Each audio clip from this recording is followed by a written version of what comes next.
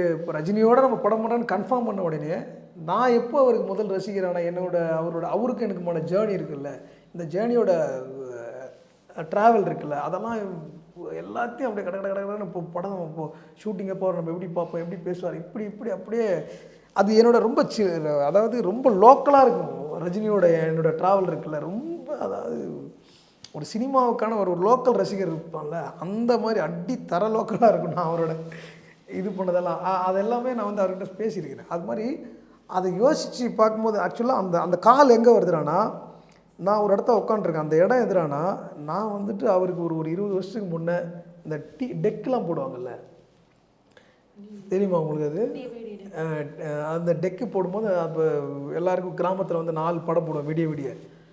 அந்த மாதிரி பெரிய போட்டியிலலாம் நாங்கள் படம் போட்டுக்கிறோம் ஊரில். எங்கள் ஆயா வீட்டு எதிர்க்க அங்கே தான் ஃபோன் பண்ணுறாரு அவர். டக்குன்னு அந்த மொமெண்ட் ஞாபகம் வருது. இது எப்படி, அது வந்து ஒரு கவிதை மாதிரி இருந்தது அந்த டைம்லாம். அப்போ யோசிச்சு, அதாவது இதெல்லாம் ரசிகர் இதெல்லாம் தாண்டிட்டு நம்ம ஆழ்மனம் ஒன்று அதாவது ஒரு ஆழ்மனம் நல்ல விஷயத்தை உள்வாங்கிச்சுன்னு வச்சிங்களேன். இப்போ ரசிப்புத்தன்மை நல்ல விஷயந்தான். அது ரஜினி நடிகனாக இருக்கிறாங்க, அவ்வளோதான். நம்ம ரசிக்கிறோம், லவ் பண்ணுறோன்னா ஒரு விஷயத்தை, அது வந்து பெரிய மேட்ரு. அதாவது நம்மளுடைய அக உணர்வு ஒன்றின் மீது காதல் கொள்கிறோன்னா அது எவ்வளோ பெரிய அழகான விஷயம். அது ரஜினியாக இருந்திருக்கிறாரு. அது வந்து எக்ஸ்ட்ரீம் ஆகிட்டே இருக்குது.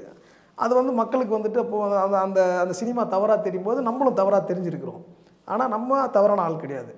அதன் ஒட்டியே வந்து ரஜினியாலேயே நான் ஆர்டிஸ்ட் ஆகிறேன். அவர் மூஞ்சை வரைஞ்சி ஆர்டிஸ்ட் ஆகிறேன். இது சேர்ந்தே பயணிச்சுட்டு வருது.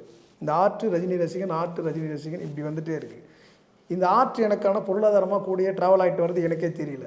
ஏன்னா ரஜினி ரசிகனாகவே ட்ராவல் ஆகிறேன். இதுதான் வந்து இங்கே எனக்கு வந்து பணமாகவும் பொருளாகவும் நின்று இன்றைக்கி அந்த இடத்த வந்து கனெக்ட் பண்ணும்போது நான் யோசிக்கிறேன். அப்போது நம்ம ஆழ்மனம் ஒரு விஷயத்தை அதிகமாக நம்பும் பொழுது அது நாளை நம்மளுடைய வாழ்க்கையில் அது வாழ்வாதாரமாகவும் பொருளாதாரமாகவும் மாறுன்றதுக்கு நான் ரஜினி ரசிகனாக இருந்ததுக்கான ஒரு சாட்சியாக நான் அதை பார்த்தேன். அப்போது எந்த ஒரு எதையுமே யாருமே வந்து அதாவது ரஜினிக்கு ஒரு ரசிகனாக இருந்தால் நான் கெட்டு போகலன்றதை எங்கள் அப்பா அம்மாவுக்கு உணர்த்தினேன். எங்கள் அப்பா அம்மாவே வந்துட்டு என்னை வந்து அப்படிலாம் யோசிக்கலை. நான் ரஜினி ரசிகராக இருந்த போதில் அவங்களாம் எதுவும் எங்கள் அப்பாலாம் ரொம்ப என்கரேஜ் பண்ணுவார். எங்கள் அப்பாவுக்கும் பிடிக்கும். ஏன்னா இது ஒட்டியே நான் நிறைய இந்த ட்ராயிங் பண்ணிகிட்டே இருக்கேன்ல, படம் வரைஞ்சிட்டே இருக்கும்போது எங்கள் அப்பா அதை வந்து ரொம்ப என்ஜாய் பண்ணுவார்.